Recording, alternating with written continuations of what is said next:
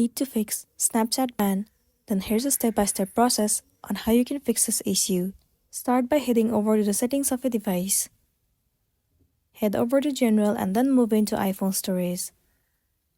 Move into the application Snapchat, tap on Offload app, and then once again click on Offload app.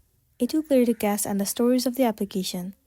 Once done, go back to your previous page of settings, and then once you are in here, in the search bar, you need to search for date and time.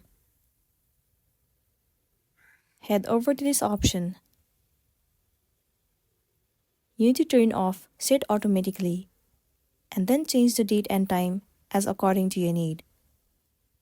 Once you have changed the date and time, your Snapchat ban will get fixed, and then you'll be good to go. That's the wrap for this video. If it helped you, give it a like and check out our next tutorial. Thank you.